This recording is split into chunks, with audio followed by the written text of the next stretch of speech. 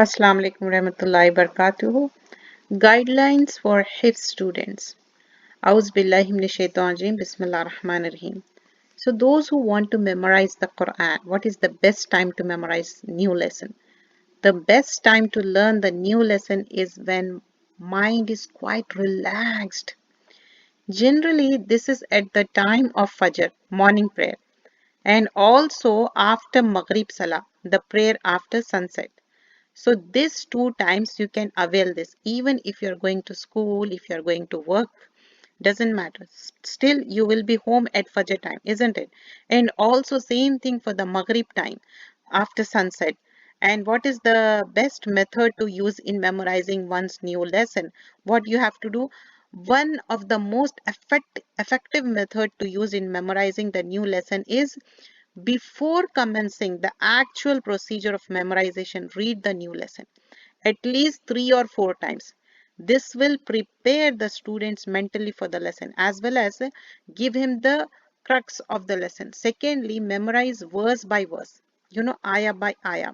Whether if it is bigger ayah, give some time, make it half. If it's smaller ayah, give ayah after ayah. Do not proceed to the next ayah or verse if you haven't memorized the previous one. You understand? If you didn't memorize thoroughly the first one, don't go for the second one. Sometimes the verse is very long. As I mentioned, sometimes you have to make four sects, and make into four pieces and then memorize. Try to do it. Sometimes in the starting you have to do at least, three words at a time. Every person has a different way of doing it. Don't compare with another person. It really varies. You can't compare one to another. And also, the third thing is, how should one memorize a verse which is extremely long? Example, in Surah Al Imran, ayah number 282. This verse is very long. It is most advisable to memorize is it in portion. Example, by memorizing small portion of the verse. Once the entire verse has been memorized, one would be capable of reciting it fluently. And it is advisable for students to listen to the new lesson. Record on MP3. Hifz, one of the app, you can use that one. Then to begin memorizing it. However, more approved method is where the teacher recites the new lesson to the student and thereafter student memorize it. Why I'm saying this? Because when teacher recites it, you listen it carefully and you understand where you have to stop, how the makharij should be, how you should proceed it. That way you learn it, even though your recitation is good, but you have to listen to the teacher first. Are there any specific benefits in listening to the qaris by the student? From the many special benefits, there are few.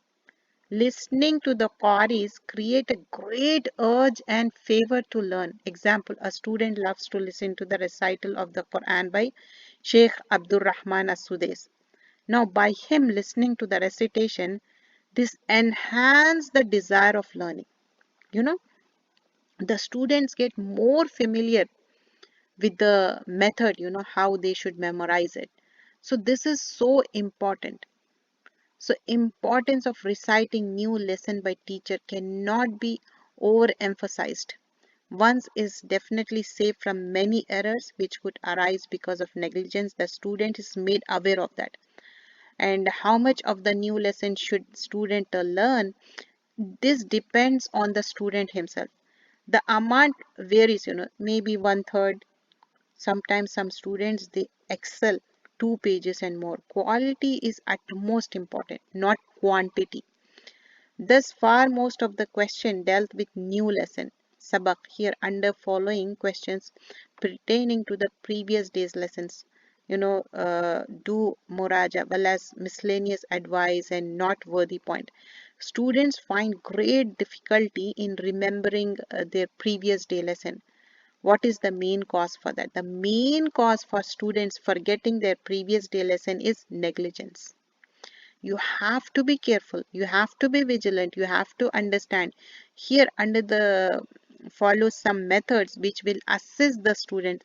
As soon as the students recite his new lesson to the teacher from memory, he must revise the very same lesson instantly, at least 4 to 5 times.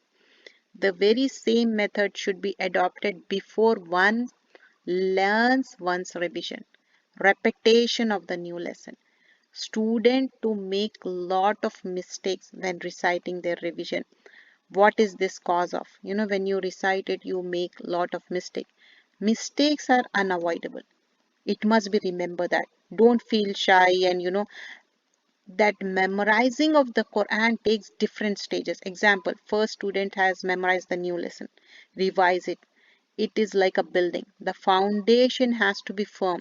Then only it is possible for the building to stand. Similarly, one student makes the effort to learn his new lesson, his revision becomes easier. To decrease the rate of mistakes, teachers can set a target for the students. Example, student is not permitted to make more than 3 or 4 mistakes. And what is recommended about revision that a student should recite daily? The Quran consists of 30 parts, isn't it? It would be highly recommended that every student recite at least one part every day. At least one part. How does a student remember those texts placed in the Quran which are very often to repeat it? So mutasabihat, one can only remember these places after excessive learning, especially when similar ayahs are there, you get stuck there. You have to remember there will be a key thing, whether the preceding word or the previous word. You can remember that way. How does a student remember those texts placed in the Quran which are very often repeated? As I said, mutasabihat. One can only remember these places after excessive learning. Repeat, repeat, repeat. And is it necessary for a student to learn from one print of the Quran, or can he learn from different prints of the Quran? This question is often asked. It is very important that a student learn from one print of the Quran, because the student generally visualize his lesson. Now, if he starts learning from different prints, very soon he is going to be confused. This also leads to a lot of strain on the student's mind. So, does one learn better by reciting audible or inaudible? This depends mainly on students. Some students prefer to learn loud, whereas others prefer to learn in a low voice. The advantage of reciting loud is one tends to read more clearly and will detect any mistake one make easily.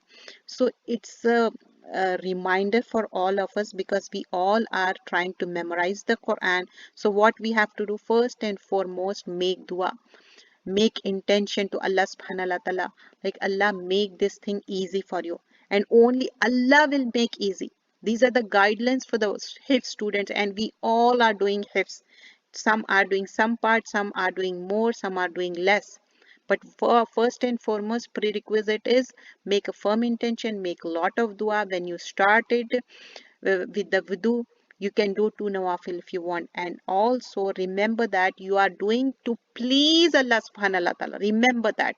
And here the best time to learn and memorize is Fajr time or after Maghrib time.